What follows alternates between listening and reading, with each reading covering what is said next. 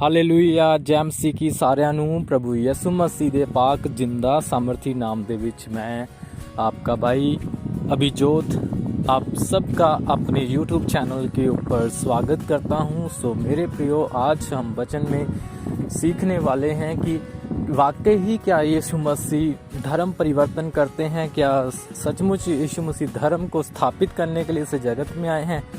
सो मेरे प्रियो, आज हम इस वचन के ऊपर मनन करेंगे, मेडिटेट करेंगे यूहन्ना रचित सुसमाचार के ऊपर कि यीशु मसीह के बारे में यूहन्ना रचित सुसमाचार परमेश्वर का सेवक यूहन्ना था, वो क्या लिख रहा है, क्या बोल रहा है, उसने क्या गवाही दी है यीशु मसीह के बारे में। हालेलुया। क्योंकि हम सब जानते हैं कि ये जो बाइबल लिखी गई है यीशु मसीह के बाद की है।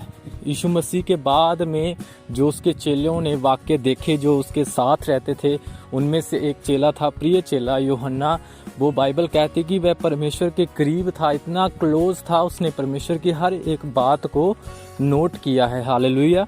सो मेरे प्रियो, हम देखने वाले हैं आज यूहन्ना के सुसमाचार से कि किस तरह से प्रभु यीशु मसीह क्या धर्म परिवर्तन के लिए आए हैं। क्या वो लोगों को भरमाते हैं कि तू धर्म परिवर्तन कर रहा है, या किसी तरह से आज हम सीखेंगे। हालेलुया। सो मैं आपको पहले से ही कहना चाहता हूं कि ये वचन बहुत ज़बरदस्त होने वाला है। मैं आपको बता देना चाहता हूं कि मेरे प्रियो, इस वचन में आपको आने वाले टाइम में काफ़ी ज़रूरत हो सकती है, क्योंकि आजकल जैसे ही आप सोशल मीडिया पे जाओगे आपको तरह तरह की बातें सुनने को मिलेंगी कि ये तो धर्म परिवर्तन करते हैं, ये तो वैसा करते हैं, ये करते हैं, ये इनको पैसे आते हैं, ये गोरों का गुरु है। ऐसे बहुत से सवाल आपको सुनने को मिलेंगे। सो मेरे प्रियो, हम सभी एक एक करके एक एक वीडियो को आपके बीच शेयर करेंगे, आपके सामने लेके आएंगे, ताकि आप सब जितने भी मसीह परिवार के लोग हैं, जितने भी प्रभु यीशु मसीह पर ईमान करते हैं, उन सब के लिए ये मैंने वीडियो बनाई है, ताकि वो लोग विश्वास में दृढ़ हो सके और वो लोग सीख सकें कि परमेश्वर वाकई ही यीशु मसीह क्या धर्म परिवर्तन करते हैं, क्या लोगों को सिखाने वाले बन जाएंगे। हालेलुया। सो मेरे प्रियो, आज चलते हैं हम वीडियो की ओर। ध्यान से इस वचन को सुनना, ताकि परमेश्वर आपको बहुतायत की आशीष दे सके। आमीन। सो खोलें वचन यूहन्ना की पुस्तक, उसका 10वां अध्याय, यूहन्ना रचित सुसमाचार 10वां अध्याय, और उसकी 10 आयत को हम पढ़ेंगे। हालेलुया। सो इस वचन में लिखा है कि यीशु मसीह कहते हैं, चोर किसी काम के लिए नहीं, परंतु केवल चोरी करने के लिए, घात करने के लिए, नष्ट करने को आता है। मैं इसीलिए आया कि तुम अनंत जीवन पाओ और बहुतायत का जीवन पाओ। हालेलुया। यीशु मसीह के इस वचन में 2 रेफरेंस देखने को मिलते हैं। पहला रेफरेंस आता है शैतान के बारे में, जो कहता है कि परंतु चोर चोरी करने के लिए, घात करने के लिए और नष्ट करने के लिए आता है। हालेलुया। और दूसरा आता है यीशु मसीह के ऊपर कि मैं इसीलिए आया कि तुम्हें बहुतायत का जीवन दूं। हालेलुया। सो हम इन दोनों बातों के ऊपर ध्यान करें तो जो पहली बात है जो शैतान को इंडिकेट करती है, आप देखते हो कि इस जगत में जो चोर होता है वो किस तरह से चोरी करता है।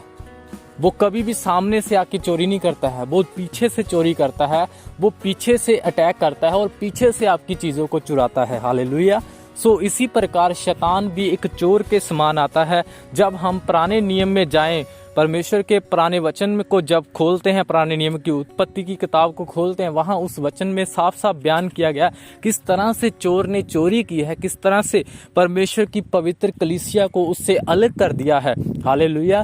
ये उस समय की बात है जब इस धरती के ऊपर पहली संतान जो परमेश्वर के द्वारा पैदा की गई थी, वो आदम। उस टाइम की ये बात है कि जब परमेश्वर ने अदन की वाटिका, अदन के बगीचे में अपनी संगति में, अपनी महिमा के लिए आदम और हवा को रचा था, तब किस तरह से आदम और हवा बहकाए गए और उनके कारण इस जगत में जो पाप था वो किस तरह से प्रबल हुआ, किस तरह से उसके द्वारा पाप बढ़ता बढ़ता आज तक इस दुनिया में लगातार वो बढ़ रहा है लोगों के जीवन में। आज आप देख सकते हो कि चोर ने किस तरह से चोरी किया, लोगों के फाइनेंस को चुराया है। कुछ लोग नशों में हैं, कुछ लोग बीमारियों में हैं, कुछ लोग दुष्ट आत्माओं के जकड़े हुए हैं, कुछ लोग व्यभिचार के शिकार हो चुके हैं। हालेलुया। अलग अलग तरह की सिचुएशन लोगों के जीवन में है। किसी के जीवन में आनंद और पीस नहीं है, किसी की लाइफ में भी शांति नहीं है, जो अगर हम वचन में देखें तो। हालेलुया। सो मेरे प्रियो, हम इसी के ऊपर ध्यान करते हैं और देखते हैं कि किस तरह से चोर ने चोरी की है, उनके जीवन से आनंद को चुराया, शांति को चुराया। मैं आपके सामने एक वचन खोलता हूँ, उत्पत्ति की किताब। जैसे ही चोर ने हवा की लाइफ से चोरी की, उसकी बेस्ट चीज़ को चुराया और उसके जीवन में कुछ आ गया। हालेलुया। सो उसको देखते हैं ध्यान से कि वचन हमें क्या सिखाता है। वहाँ उत्पत्ति की किताब खोलें, उसकी 3 चैप्टर में यहाँ लिखा है, यहोवा परमेश्वर ने 3:1 में, यहोवा परमेश्वर ने जितने बनैलू पशे बनाए थे उनमें से सर्प जो था धातु था, और उससे स्त्री से कहा, क्या सच है कि परमेश्वर ने कहा कि तुम इस वाटिका के किसी भी वृक्ष का फल ना खाना?